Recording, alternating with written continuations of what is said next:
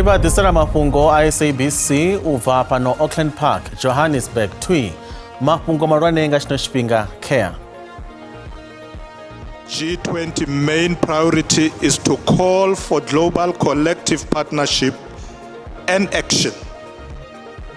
Kamutangano wa G20 wasadzaho kachimo cha ndondolo ilipasini wambi wanga usalingana habadzulapo senela mashirini zine afizo hurera.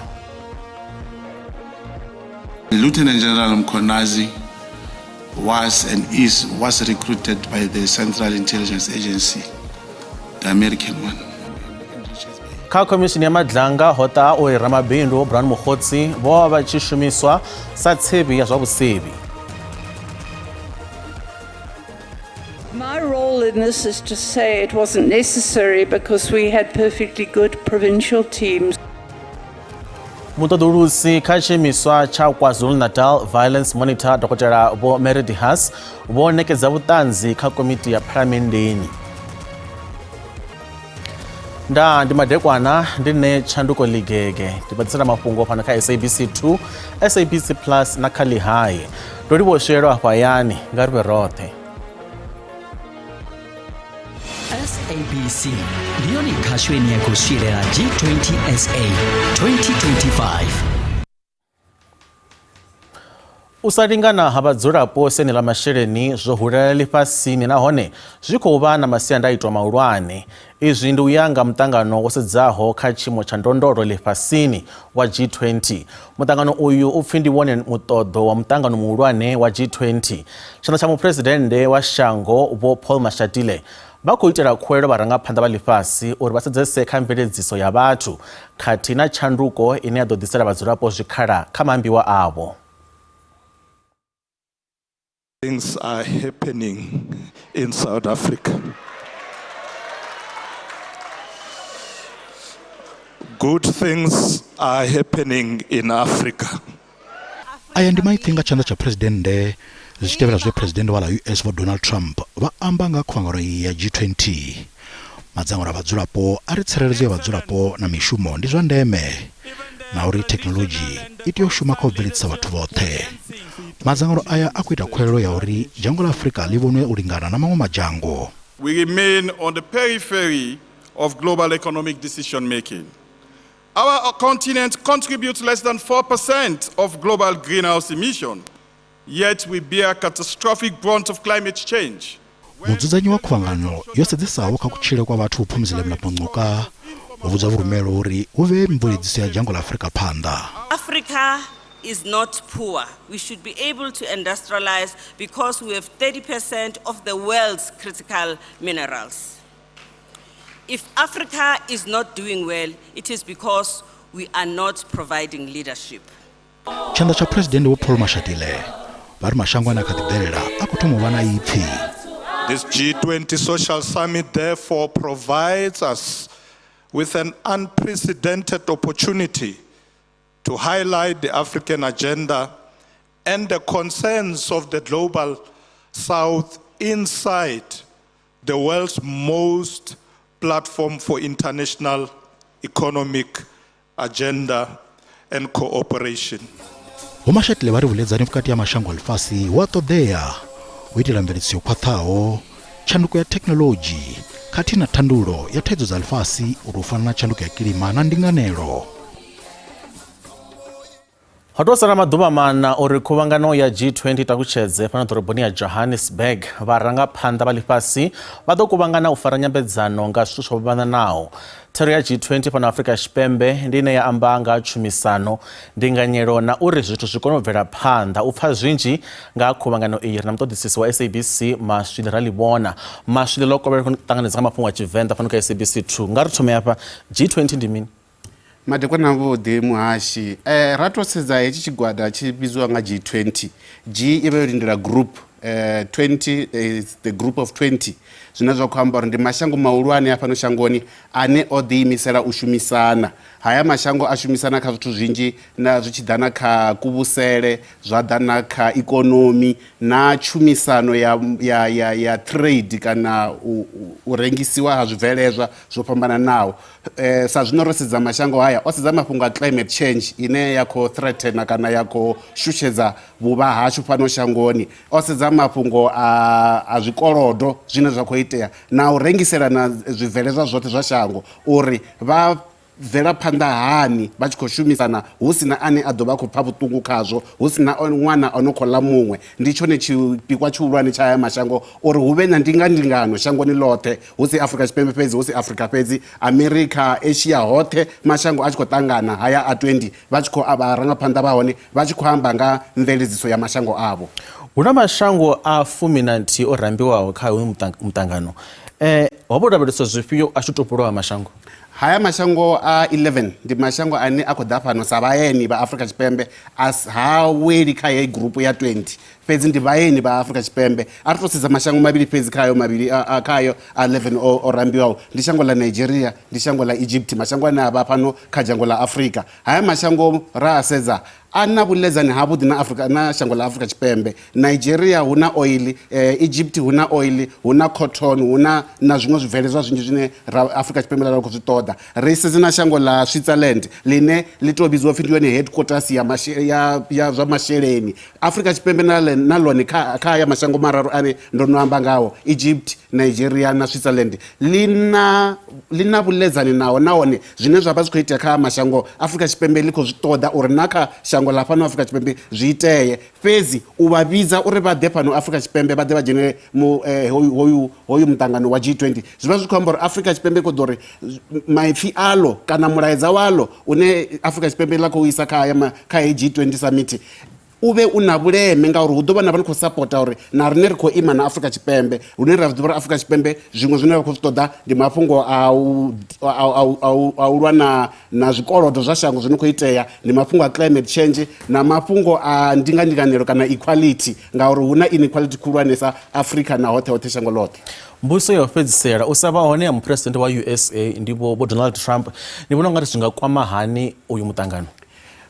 Muhashi a zwi tou vha zwithu zwavhuḓi ro sedza uri havha vho Donald Trump ndi murangaphanḓa wa shango line lina influence khulusa shangoni ḽoṱhe nga vhuphara, ndi shango line lina ikonomi khulwanesa kha shango ḽoṱhe ḽi tshi tevhelwa nga shango ḽa China na reason dzavho dza uri vha si ḓe fhano a dzi tou pfhala zwavhuḓi. ḽa Afrika Tshipembe ḽo no ḓisumbedzisa lunzhisa uri zwine vha khou amba zwine a si zwone nahone a hu na proof ya zwine vha khou amba zwone uri a vha ḓi fhano Afrika Tshipembe ngauri hu na mabula no khou itelwa vhatshena zwine zwa sa vhe zwone. Sa zwino ro sedza muphuresidennde wa Afrika Tshipembe vha khou tea u vula muṱangano vha dovha vha u vala, vha tshi fhedza u vala vha khou tea u hand over kha muphuresidennde wa ḽa America. Muphuresidennde wa ḽa America u ḓo vha a siho, zwi amba zwori vho Ramaphosa vha ḓo vha khou amba na tshidulo kana vha khou amba na vhathu vha siho, zwine zwa sia zwi tshi amba zwori zwi nga si tou vha zwavhuḓi. Fhedzi hu na opportunity ya Afrika Tshipembe, hu na opportunity ya mashango a fana na Europe na maṅwe a uri vha kone u shainavho na vhone sa hezwi muthu ane a ri a tshi ya miṱanganoni a swika vha ane a dzhia center stage a tshi ḓo vha a siho vhane vha vha vho Donald Trump. Masudi ro livho nga maanḓa tshifhinga tshanu a madekwana avhuḓi.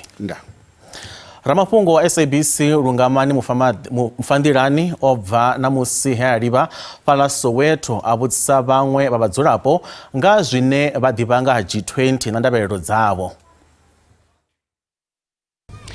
Ndi madekwana tshanduko na vhaṱaleli vhoṱhe vha SABC na musi ri khou ḓa thwi pano bva Soweto kha phakha ine ya vhidziwa upfhi Palms hafha ndi hune kanzhi ra ḓi wana vhathu vha vhavenḓa na vhathu vha vhatsonga vha tshi kuvhangana hone, ndi hune ra ḓo lavhelesa mafhungo ane a kwama zwa G20 kha vhathu vhane vha ri ṱalela kha SABC. Ri tshi khou amba hafha zwa zwino ri na vhone Vhulamba vhane vha ḓo ri ṱalutshedze kana u bvisa ipfhi ḽavho musi ri tshi khou kwama mafhungo ane a kwama zwa G20.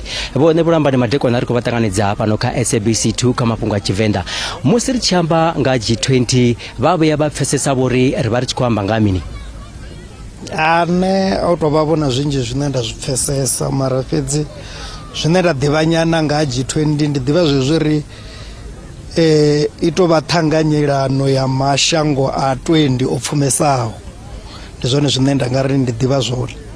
kezo kari rabarese mumwe hapo ripfori musi vachitaisa upfyo wavo richiko rabarese mapungo a G20 riva richiko zvisedza nga ndira de makadzi kari domba nga G20 ini yagodofarwa hane pa Nasrec ndizvipia zvine vone vazvipfesesa nga G20 naona ndizvipia zvine vakonyaga zvichingaiteya nga muraho musi vana mutangano uyu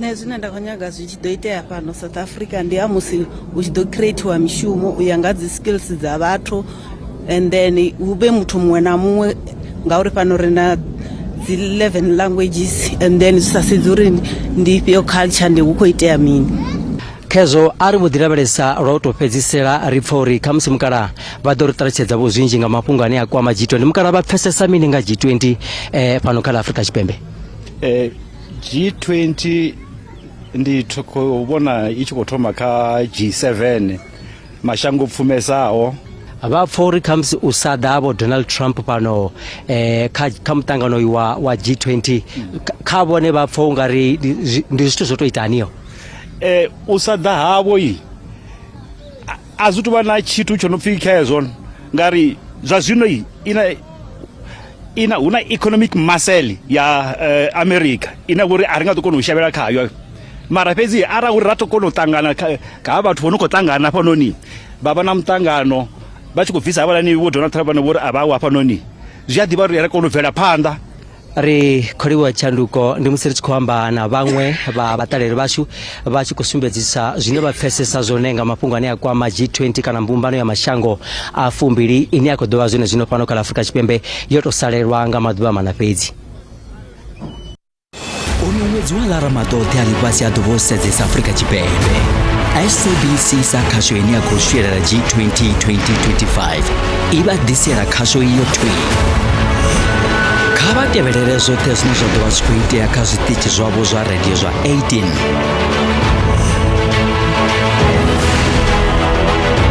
vadove vaterere ka SABC News Channel Lehigh SABC 1, 2 na 3 vangadova vateverera zvote online ka zvirerudzi zva vudavhidzani zva SABC G20 South Africa 2025 rivadhisira yone hayani.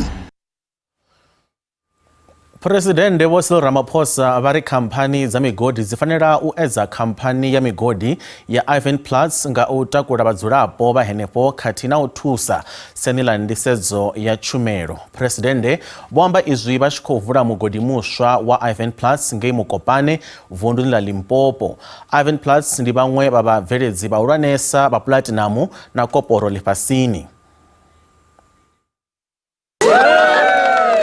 Ramaphosa vari khamphani ingaho Ivan Platts ndi ndarama ya lushaka vari khamphani ishumisana na mahosi na vhadzulapo a uthoni ya shuma hone. This is the first mine that is really opening with the full involvement of the community, not only as workers but as equity owners, as owners of this wonderful resource that is going to be mined here.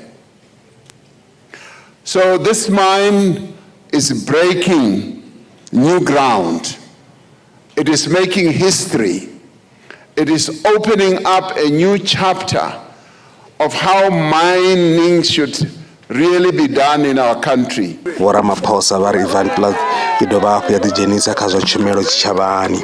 I am particularly pleased also with the way in which the mine, as it has developed, looked at the needs of the community. Water in this area is a scarce resource. And to have started the mine with one of the biggest waterworks treatment plant is quite phenomenal. Mudzulatshidulo mulanguli wa Ivan Platts Vho Robert Friedland vari khamphani I vhulunga masheleni aya kha ikonomi ya Afrika Tshipembe. Ivanhoe Mines as a company has never taken one penny out of South Africa in the last 38 years, not one penny. And all of it will continually be reinvested over the next 10 years into building a giant mine that has 50,000 locally disadvantaged, historically black people in this area that are actually equity owners in this mine. khamphani ya Eventbrite ina miṅwaha ya furarisumbe i khou shuma vunḓuni ḽa Limpopo. Tendo Bobodi ya SABC News Mukopani. Vha songo ṱutshela kule, ri a vhuya zwino.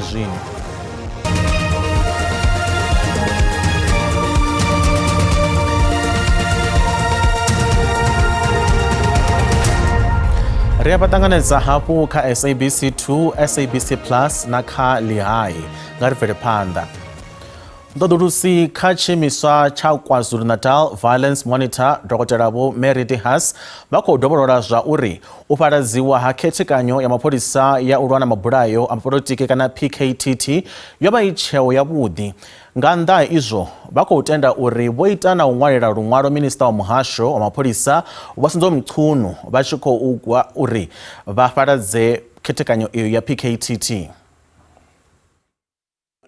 Dr. Vho Dehas musi vha tshi khou ṋetshedza vhuṱanzi phanḓa komiti ya phalamenndeni ine ya khou sedzulusa mavharivhari a mafhungo e a bululwa nga mukhomishinari muhulwane wa mapholisa Lieutenant General Vho Nhlanhla Mkhwanazi.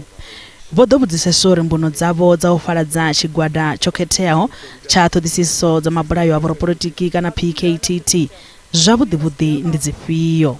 Vho Dehas vho swika he vha kuḓana na miṅwe miraḓo ya komiti iyi nga murahu ha u landula u bvisela khagala avho vho vhalumaho nḓevhe vha tshi ri vha khou itela tsireledzo ya vhathu avho khathihi na mishumo yavho. General Masemola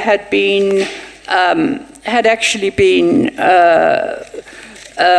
told that we couldn't afford to, the country couldn't afford to keep this expensive unit going, and I think my role in this is to say it wasn't necessary because we had perfectly good provincial teams, which I have explained, I've given details to.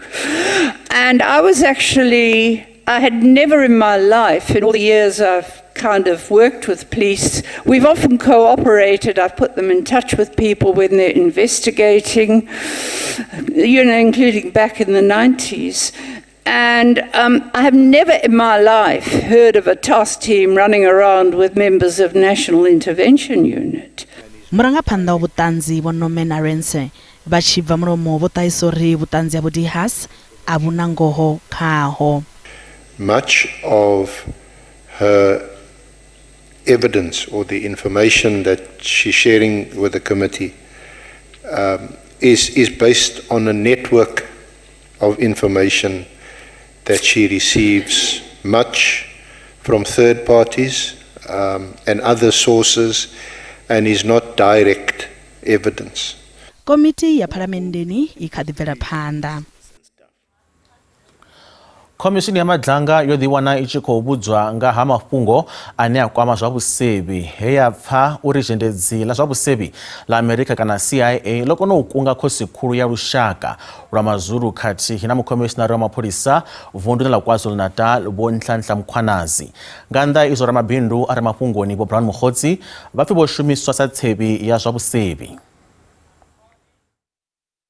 There is a mine in Richards Bay. But then the information as it came was that there was a suspicion then, a real suspicion, that Lieutenant General Mkhwanazi was recruited by the Central Intelligence Agency, the American one. And he actively worked for them. In your statement, I will read exactly what you say when you introduce this subject of recruitment. You say, I obtained information from one of my sources that King Mrs. Zulu and Lieutenant General Mkhwanazi were recruited by and actively worked for and with the American Central Intelligence Agency, in brackets CIA. Relayed to us by you, this information is hearsay. And relayed to you by your source, it is hearsay. So it is hearsay upon hearsay or double hearsay. Do you agree? I do not agree, commissioners. The perceived links that I have with persons in the underworld is drawn from WhatsApp communication inter alia with Matlala, which were sent and in execution of my task orders received from my handler in the crime intelligence.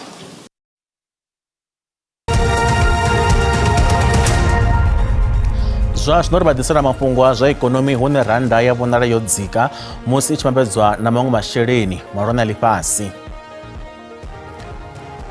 Dollar ndi 17 rand 17 cents, bond 22 rand 59 cents, euro 99.93 cents, pula 1 rand 19 cents. Mikowa la GSE i fhasi. Kha zwibveledzwa musuku ndi 4072, platinum ndi 1528, oil songo nakiswaho $63.91 nga fagi.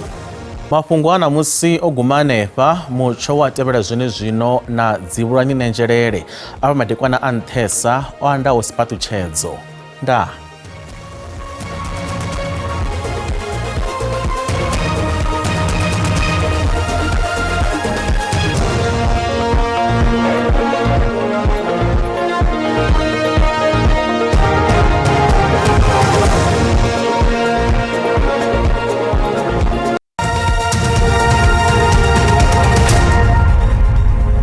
loko vela kwa tani zene fayo no zor kula some shoshmar kwa no yakala machero no koron usikwa na musiko la mvulezi na kuna zo nemanda kasita zo zo vundula kwa zo tal vundula Eastern Cape Catch no sto vundula bori ndila Free State woni mvulezi la kudo kupora zo kila zo prefer kasita zo bori ndizo debula pezar chakala machero kudo pora mvulezi skudo zo vra pangana na zo nemanda kasita zo bori zo vundula lipopo katsa vundula pora za mvulezi zara do pora zo zo prefer kasita zo vundula la Gauteng pezar mchama kwa songo ta hotor kwa kasita zo kata shango woni roho wona kola mcho woni wa makore azukuta wonte kasita zo bori zo spembe pezar kasita zo kobela atwaje zo kwalwa phedzo dibana tsidzo zinza wone no kusimbisa uri do kumvura mvura mbura kuri zina kuna zina kuperekedzwa madumbu kasito zore ndi zobva za shango fanya zvara chakala macharo kudo poro mbura mbura dzedzi drop zana zana tsko dzona manda kasito zore ndi zwa debula zwa shango phetsa zwo ri bvara panda ramudela samrotho na mpiso uchikalwa nga degree Celsius mun lot Africa chimero kutuma vusha ngavundla shu na uri vundla Gauteng ro konro kedzi skona dzido skoro 20 central drobane pressure za 25 Johannesburg katino 24 pala Carltonville pertsidia ro poro wona mbura kedza do sko bvara panda na ka dwala ura la macharo phetsa kwa kavundla vundla lipopo kana ne kwa mvula zidoshi kupra panda na kala machero peza kasita zwa vundili peza za 24 para pulukwa na katina 26 tsane katina 28 ponde bora ndi agiana chipera panda chaka vundila bora ndivundla Mpumalanga nane para kwa mchona bori udo zwa chikona kuma mvula kala machero peza za 23 para mashishing za 29 para skukuza katina 23 ponde bori ndi Mbombela chaka vundila bora ndivundla KwaZulu Natal nane para kwa mchona mvula kizla zikona zidoshi kuna kaspeza zinza vundili peza za 24 para Durban Durban 22 Pietermaritzburg kati na 24 ponde bori ndi Richards Bay kavundila bora ndivundla Eastern Cape kwa mchona bori udo kupisa kuma pala Mthatha za 23 za 20 pala East London katina 24 upone bori ndi Makhanda kavundula bori ndivundla Western Cape nane par kwa mchona bori ukubona makore kaspel hospital vunduli pezi zaita 29 pala Beaufort West za 34 pala Klein Williams katina 33 upone bori ndi Fredendal kavundula bori ndivundla Northern Cape na par kwa mchona makore hospital vunduli pezi zaita 30 pala Kuruman 33 Uppington katina 30 upone bori ndi Kimberley Mathacha kavundula bori ndivundla Free State nane par kwa mchona mvura kazi hospital za dibla za vunduli pezi zaita 25 pala Frankfurt za 29 Kroonstad katina 30 pala Bothaville matazo zino rimupetsa ngavundla shile bori ndivundla Northwest na kwa mchona mvura kazi hospital za vunduli pezi zaita 29 pala Rustenburg za 29 pala Lichtenburg kati na 29 pala Ottosdal na 30 pala Vryburg matango angarizo bagata fara mucho ndizo rafara zo mari kwa nano tere uda usiku wa bode nda